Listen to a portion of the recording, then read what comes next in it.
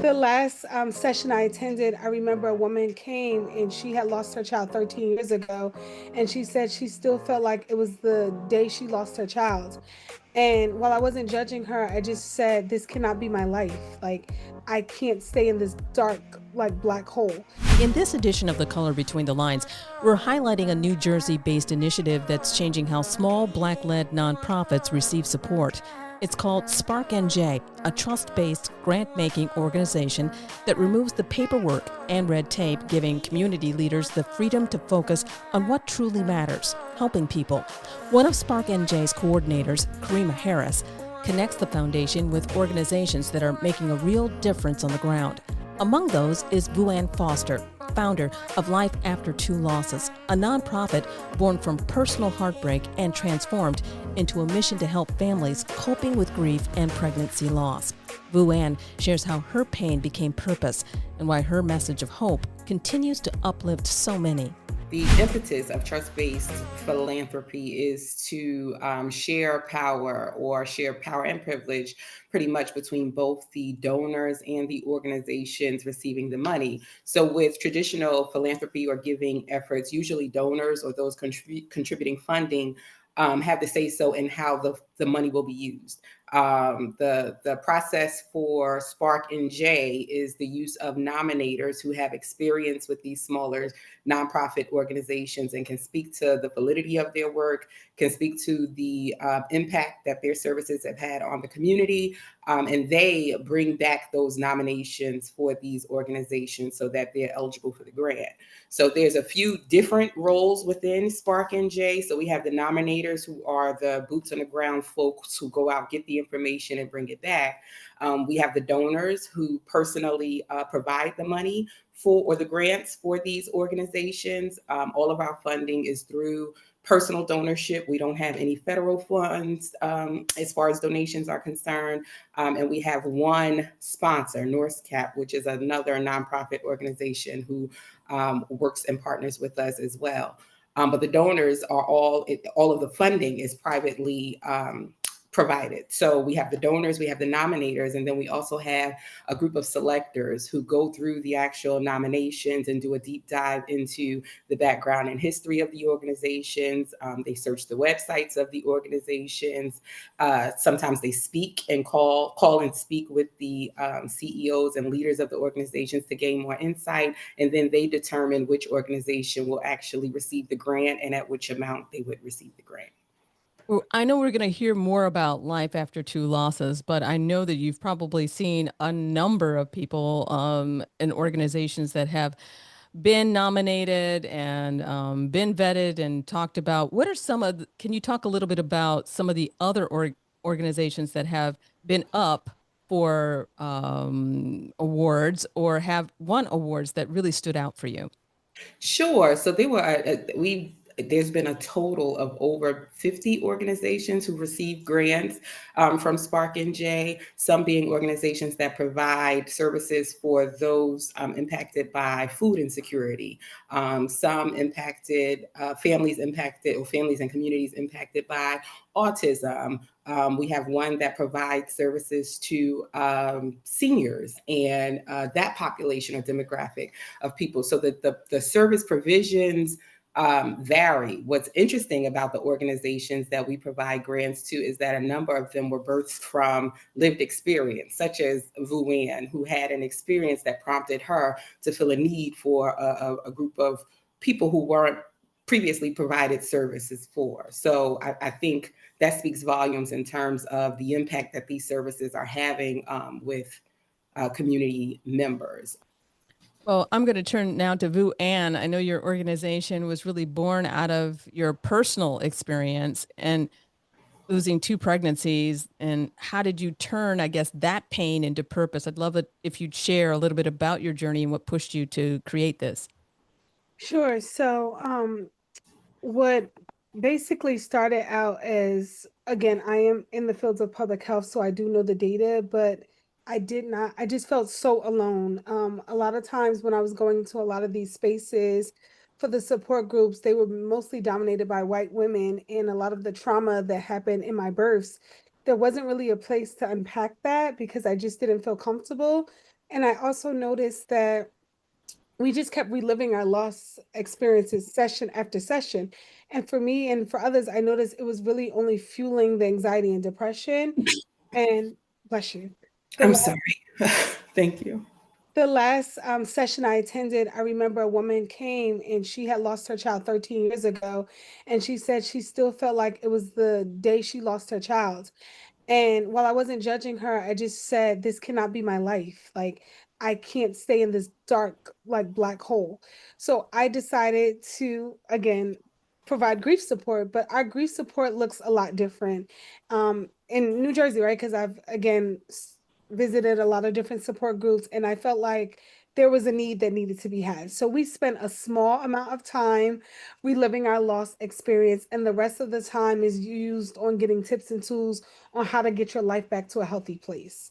I felt like that was more beneficial. There's also a segment where we kind of talk about the trauma that we've experienced.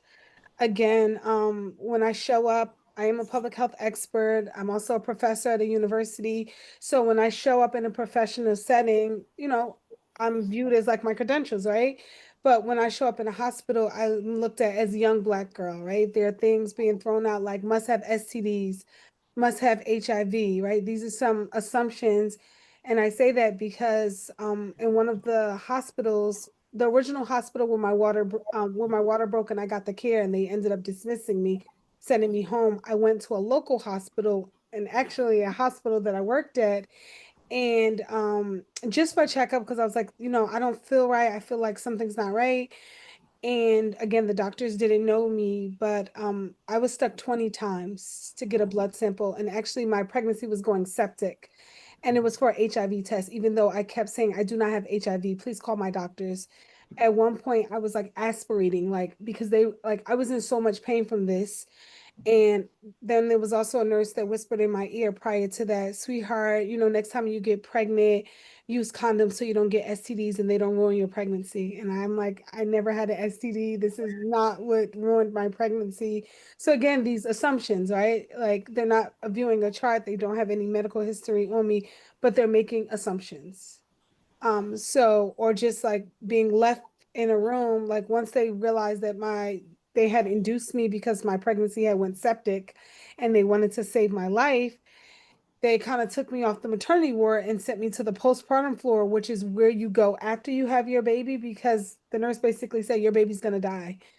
So I was like, what do I do when the baby comes? And she just was like, well, your baby's gonna die. And they kind of just left me. And the consensus was that, oh my God, you worked at this hospital. This was not supposed to happen. We told them one of ours were coming upstairs. But why should that matter, right? Because this is the way patients are being treated, right? So being able to unpack things like that, right? Or again, in my second pregnancy, being at a hospital that did know me, nurses refusing, I had to be on bed rest to try to save my pregnancy. Nurses refusing to care for me because of the color of my skin, getting upset because I'm using a bedpan and they have to clean me or they have to touch me.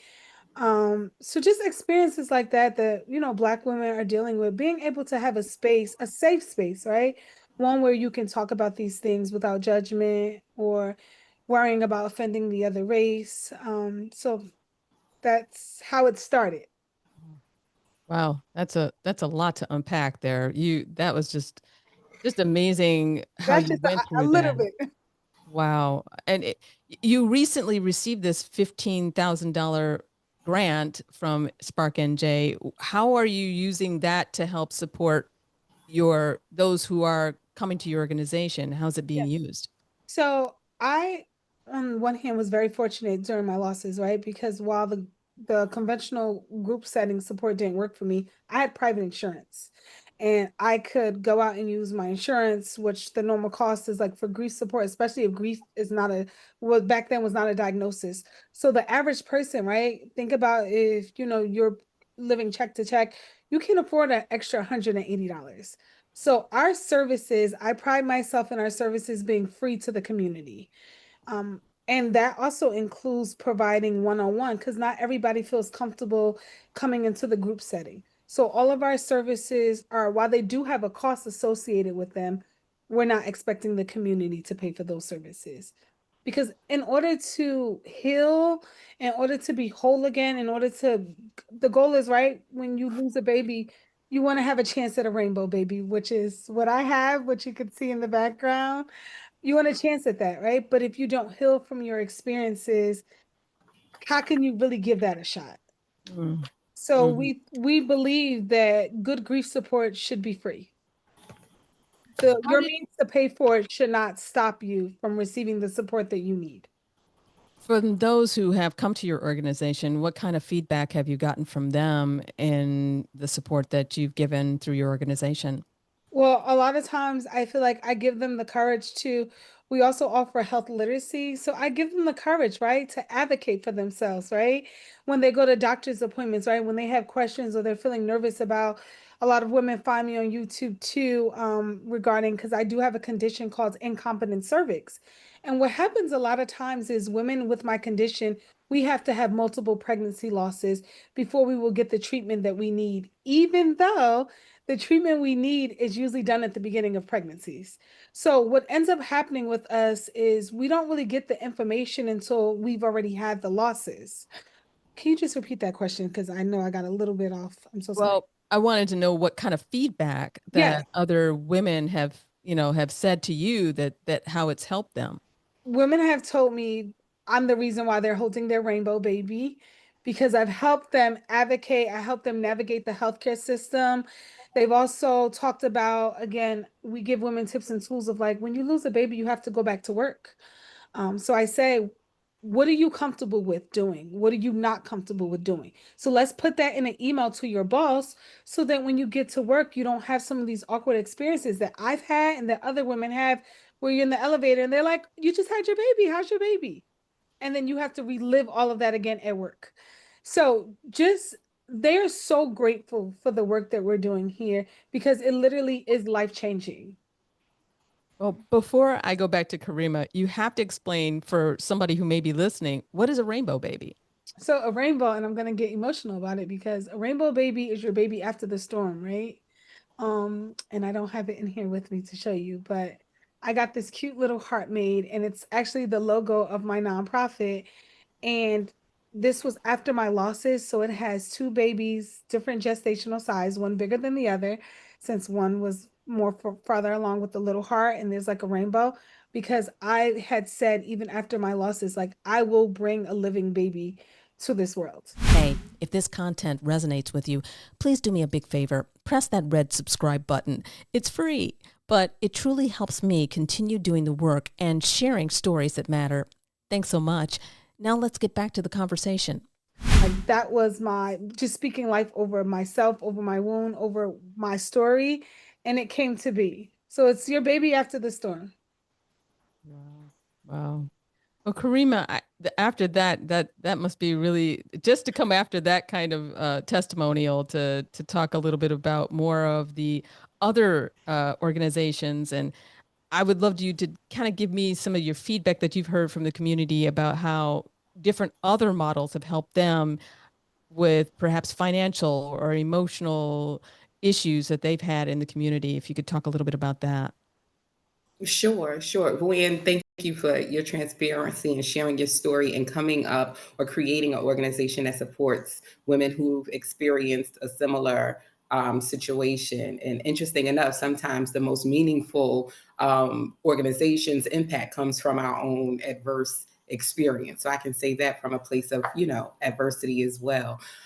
Certainly. So the model that SparkNJ uses certainly helps alleviate some of the stress to these smaller organizations and having to go through a formal grant writing process, right? So your traditional announcements for funding or RFPs, resource fund proposals, require that you write a formal application for grants. Some of our organizations don't have the capacity, meaning staff, funding, even to begin that process. So our goal is to alleviate the stress relative to that process by believing that they're going to provide the service that they've always provide it or designate a needed service to give to the community with the funds that we provide to them.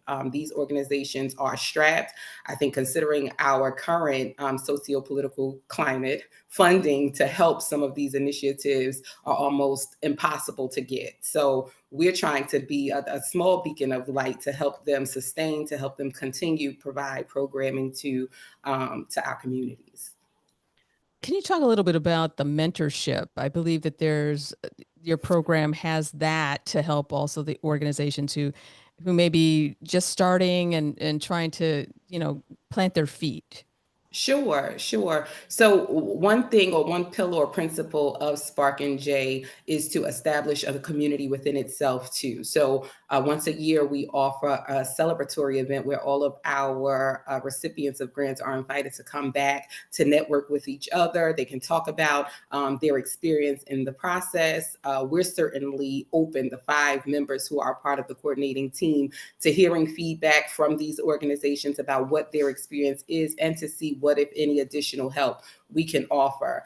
In terms of mentorship, while we don't have a formal mentorship program, once your organization is connected to Spark NJ, we serve as resources, period. So any information that we have in terms of funding, in terms of strategies or processes that may help one of the smaller nonprofits that we've supported, we're certainly passing that information to help them as well. The goal is, or the belief is, that we have everything we need among us, right, within our community. So we want to be able to reach out to each other to strategize on how we can support each other in doing this work moving forward.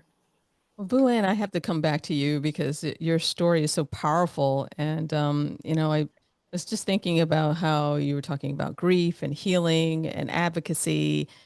And, how do you take care of yourself while helping others navigate such painful experiences? Yes. So I will tell you, and again, because I've been so passionate about this work, when it first started, what I was doing was I was funneling money from my full-time job into the nonprofit to get it started before we became a nonprofit, before we had funders backing our work, because I believe so much into it. And what I noticed sometimes, that even though I was working that full-time job, I was still doing this full-time. So I noticed in 2024, I told myself that, because burnout in nonprofit work is real. While you're very passionate and you want to believe in the cause, I cannot continue to fight for equity for those that I serve and not do the same for me. So I've been very transparent this year about where we are funding wise and what it is that we need to be sustainable. Because as of now, I do all the programming. I'm the executive director. Like, I literally do every role in the organization, which is overwhelming, right, for one person. And I do that accepting below market rate. And so one of the things I've been doing again is being very transparent. I haven't been able to take on any new clients on the one-on-ones, because again, that service is, I don't charge the clients for that. So we keep our existing clients, and when we get adequate funding to build sustainability, we will reopen that back up to those who are new. But that's one way, right? As we close, what is your vision for the future for both Spark and J as a movement and Life After Two Losses as it continues to grow? Well, I think our goal at Spark NJ is certainly to continue to grow, to increase our donorships and opportunities to partner, because we're doing meaningful work in helping these smaller organizations to sustain. I think Vuan mentioned something valid in terms of disparity. Here in New Jersey, as one of the most diversified states in the country, we're still segregated in terms of education, in terms of fiscal resources, in terms of the wealth gap being, nearly $600,000, which is double what it was in years past. So I think when we think of those issues, while we all have similar um, barriers, similar issues, the fact is that they impact Black and Brown communities at a greater rate. And how do we help funnel some of these programs that help these communities is to help the ones that are providing it directly within. So our hope is to help continue to provide funding to these organizations so they can continue to push out service provisions to the community and grow and create more equitable spaces for all of us. Luann? Can you just repeat the question for me again? Sure. Well, I'd just love to know what your vision is for the future for your organization as you grow to help families. Sorry, my son keeps coming into the room. So, It's okay. I'll wait yes. whenever So, you're ready. yes, I think my vision would be like, I feel like while healthcare for women in general is not great in this country, right? But I feel like more so for women of color, we just have different barriers where, again, we're not being listened to, right? We know our bodies and we're showing up again, which was the case with me with my son, showing up multiple times saying, this is what's going on with me, and really not getting the help I needed until I said, I'm an expert in my field. I do this work. When Black women in New Jersey and Black babies are dying because we're not being listened to. So I think what I would hope to see is people to stop looking at the color of our skin, right? And to see me as I could be your daughter, I could be like your mother, right? To hope that when they hear my story and they hear the work that we're doing, that it somehow opens their heart, right? Because at the end of the day, I'm a human being, right? We're all are human beings at the end of the day. So I think just to see when you take care of a patient, to just see them as someone that you love. How would you want someone to care for the person that you love? That's my hope for that. And I hope to take this organization national. I hope to be a model for what good grief support should look like. I hope to continue to speak out about what good bereavement care should be, because so often people think it's a room. It's a, oh, I'm going to give you this. No, it starts with, even if a nurse cried with me, I would be okay with that. But to be cold, right? Sorry, your child's going to die, and just walk out of the room, right? Like, I don't know. It just, we just need to rewrite the whole entire system. To learn more about life after two losses and the work that they're doing with SparkNJ to support families through grief and recovery, visit lifeaftertwolosses.org. And to learn more about SparkNJ's trust-based grants that empower Black-led nonprofits across New Jersey, visit sparknj.org. I'm Esther Dillard, and this is The Color Between the Lines.